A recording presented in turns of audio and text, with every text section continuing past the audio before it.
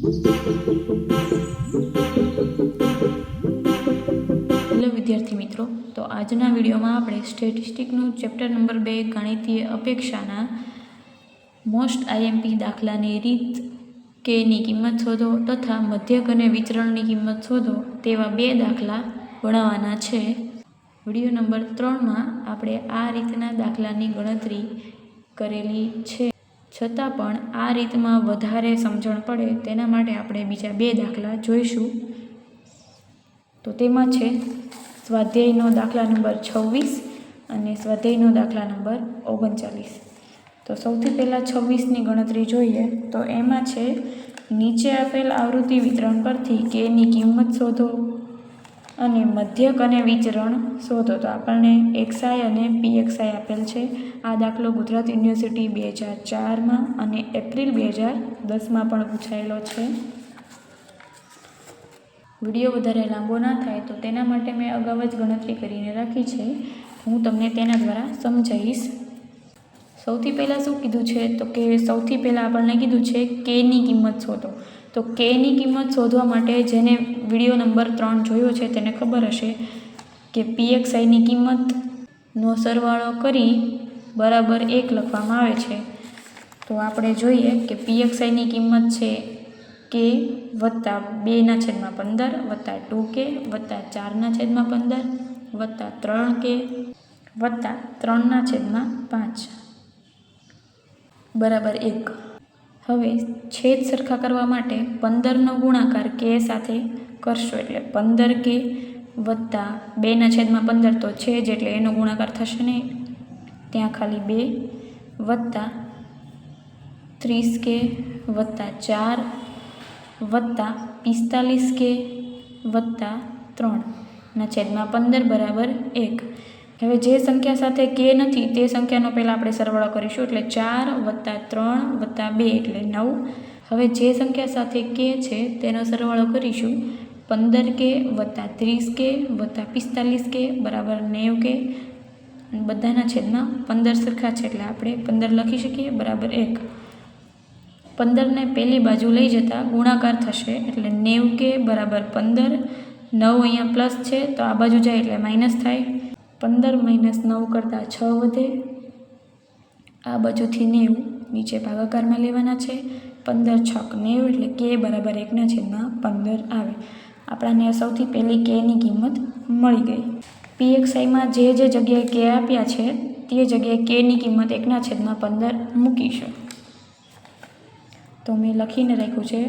સૌથી પહેલાં માત્ર કે છે એટલે 1/15, ત્યારબાદ 2/15, પછી 2k છે એટલે 2 × 1/15 બરાબર 2/15, પછી 4/15, પછી 3k છે એટલે 3 × 1/15 બરાબર 3/15, સૌથી છેલ્લે 3/15.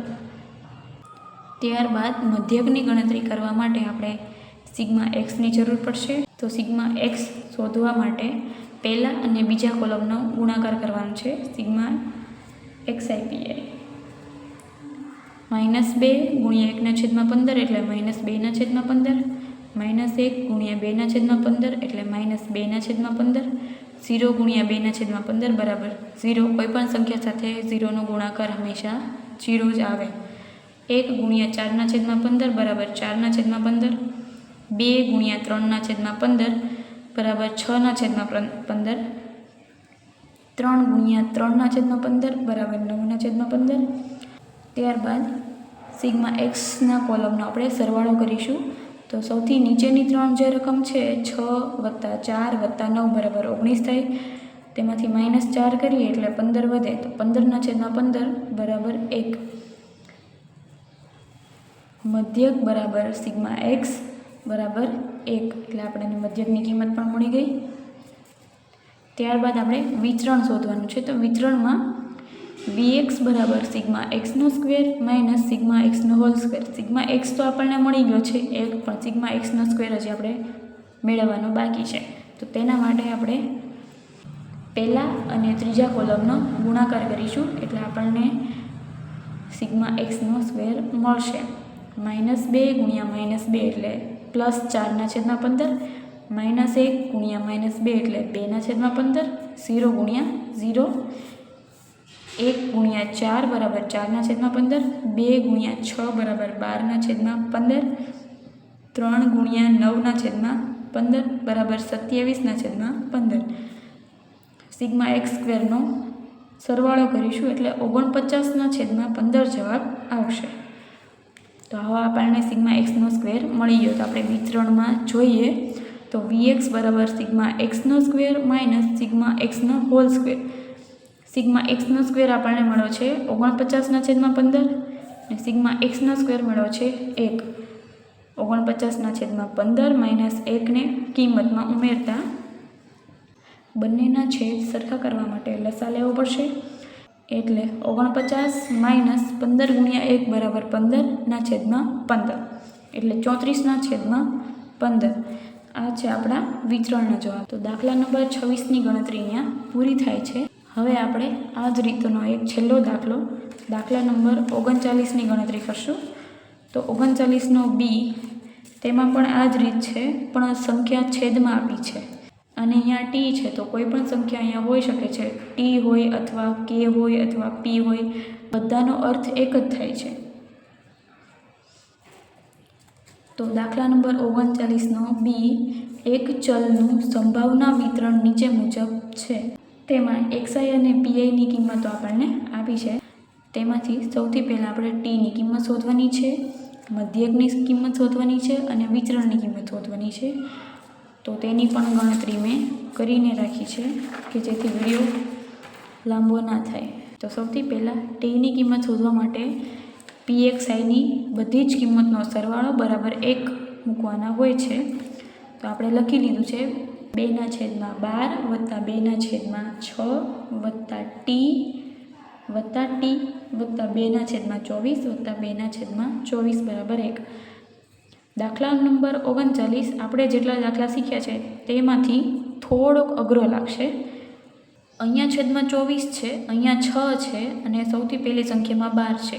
એટલે બધાના છેદ અલગ અલગ છે. તો સૌથી પહેલાં આપણે છેદ સરખા કરવા માટે ઉપર અને નીચેની સંખ્યાને તેની લગતી સંખ્યા સાથે ગુણાકાર કરવો પડશે. તો 12ને કેટલા સાથે ગુણવાથી 24 થાય? તો 2. એટલે 12 ગુણ્યા 2 બરાબર 24. એટલે ઉપર પણ 2 સાથે ગુણવા પડશે. તો 2 ગુણ્યા 2 એટલે 4. તેવી જ રીતે અહીંયા 6 ચોક 24. ઉપરની સંખ્યા સાથે પણ 4નો ગુણાકાર કરવાનો એટલે 4 દુ 8 એટલે 8/24 વત્તા 24t એટલે છેદમાં 24 વત્તા 24t વત્તા 2/24 તો હતા જ પહેલેથી. સૌથી છેલ્લે 2/24 બરાબર 1. તો હવે જે સંખ્યા સાથે ટી નથી તેનો પહેલાં આપણે સરવાળો કરીશું. એટલે 4 વત્તા 8 વત્તા 2 વત્તા 2 બરાબર 16 વત્તા હવે જે સંખ્યા સાથે ટી છે તેનો સરવાળો કરીશું. તો 48t 24 વત્તા 24 બરાબર 48 બરાબર જે અહીંયા છેદમાં 24 હતા એ આપણે અહીંયા ગુણાકારમાં લઈ લીધા છે. 48t બરાબર 24.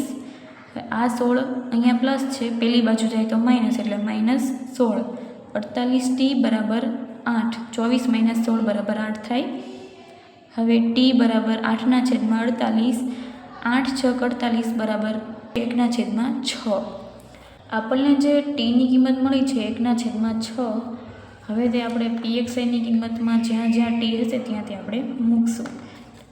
પીએક્સઆઈની કિંમત છે 2/12 2/6. ટી બરાબર 1/6. ટી બરાબર 1/6 પછી 2/24 અને 2/24. ત્યારબાદ મધ્યકની કિંમત શોધવા માટે આપણે સિગ્મા એક્સની જરૂર પડશે. તો સિગ્મા એક્સની મેં અહીંયા 2 રીત દર્શાવી છે, એક કોષ્ટક દ્વારા અને એક અહીંયા સરવાળા દ્વારા. તો તમને જે યોગ્ય લાગે એ રીતથી તમે ગણી શકો છો. તો પહેલાં હું તમને કોષ્ટકની રીતમાં સમજાવું. તો તેમાં પહેલાં અને બીજા કોલમનો ગુણાકાર કરવાનો છે. એટલે -1 ગુણ્યા 2 બરાબર -2/12. 0 ગુણ્યા 2/6 બરાબર 0. 1 ગુણ્યા 1/6 બરાબર 1/6. 2 ગુણ્યા 1/6 બરાબર 2/6. 3 ગુણ્યા 2/24 બરાબર 6/24. 4 ગુણ્યા 2/24 બરાબર 8/24. તો આ કોલમનો સરવાળો કરવા માટે આપણે સૌથી પહેલાં છેદ સરખા કરવા પડે. તો એના માટે હું તમને અહીંયા સમજાવું છું. 2/12 વત્તા 0 વત્તા 1/6 વત્તા 2/6 વત્તા 6/24 વત્તા 8/24 મેં લખીને રાખ્યું છે. જે સંખ્યા આપણે અહીંયા દર્શાવી છે એ જ સંખ્યા આપણે અહીંયા દર્શાવી. તો ઉપર જે રીતે આપણે કર્યું છે એ જ રીતે અહીંયા નીચે કરવાનું છે કે બધાયના છેદમાં 24 લાવવા માટે સંખ્યાની સાથે તેને અનુલગતી સંખ્યાનો ગુણાકાર કરવો. જેમ કે 2/12 છે તો અહીંયા 24 કરવા માટે 12 ગુણ્યા 2 કરવા પડે, તો ઉપર પણ 2 સાથે ગુણાકાર થાય એટલે 4/24 થાય. અહીંયા 6 ગુણ્યા 4 કરો ત્યારે 24 આવે એટલે ઉપર પણ 4 સાથે ગુણાકાર થાય એટલે 4 × 4 6 ચોક 24. તેવી જ રીતે અહીંયા 6 ચોક 24 અને 4 દુ 8 તો 8/24 6/24 ને 8/24 બરાબર 22/24 જવાબ આવે. હવે આપણે ઉપર 11 ગુણ્યા 2 નીચે 12 ગુણ્યા 2 એટલે 12 દુ 24 11 દુ 22 એવી રીતે છેદ ઉડાડી શકીએ. બરાબર 11/12 તો એ આપણે અહીંયા દર્શાવી દીધું છે અને અહીંયા 11/12 લખી નાખ્યું. તો હવે આપણને મધ્યકની કિંમત મળી ગઈ 11/12. તો વિતરણની કિંમત શોધવા માટે આપણે સૂત્રનો ઉપયોગ કરવાનો હોય છે. વિતરણનું સૂત્ર છે Vx બરાબર σx² માઇનસ σx². σx તો આપણને મળી ગયો 11/12 પણ σx² આપણે શોધવાનો બાકી છે. તો એના માટે σx² માટે પહેલું કોલમ અને ત્રીજા કોલમનો ગુણાકાર કરવાનો હોય છે. તો પહેલું કોલમ આ છે અને ત્રીજું કોલમ આ છે. તો -1 ગુણ્યા -4 બરાબર +4/24 0 ગુણ્યા 0 1 ગુણ્યા 4/24 બરાબર 4/24 2 ગુણ્યા 8 બરાબર 16/24 3 ગુણ્યા 6 બરાબર 18/24 4 ગુણ્યા 8 બરાબર 32/24. તેનો સરવાળો કરતાં 74/24 જવાબ આવે. હવે σx અને x² કિંમત આપણે રકમમાં મૂકીએ. તો σx² આપણને કેટલો મળ્યો 74/24 અને σx છે 11/12 અને તેનો હોલ સ્ક્વેર. 11/12 કરતાં 11 છે 128 અને 12 છે 144. તો અહીંયા પાછા છેદ ફરી જાય એટલે 144 છેદ કરવા માટે 24 ને 6 સાથે ગુણાકાર કરવો પડે. તો 24 ગુણ્યા 6 બરાબર 144 થાય. તો નીચે 6 સાથે ગુણાકાર કર્યો એટલા માટે આપણે ઉપર પણ 6 સાથે ગુણાકાર કરવો પડશે. તો 74 ગુણ્યા 6 બરાબર 444 માઇનસ 121 અને હવે બંનેના છેદ સરખા થઈ ગયા છે એટલે 144. 444 માઇનસ 121 બરાબર 323/144. આ થયો આપણો વિતરણનો આન્સર. દાખલા નંબર 39ની ગણતરી આપણે અહીંયા પૂરી થાય છે. ચેપ્ટર નંબર 2 ગણિતીય અપેક્ષા માટે આપણે કુલ 4 વિડીયો અપલોડ કર્યા છે. જો તમે છેલ્લા દિવસે તૈયારી કરી રહ્યા હોય તો આ ચેપ્ટર માટે અમારા દ્વારા 4 વિડીયો અપલોડ કરવામાં આવ્યા છે. તેના દ્વારા તમે આ ચેપ્ટરની સંપૂર્ણ તૈયારી કરી શકો છો.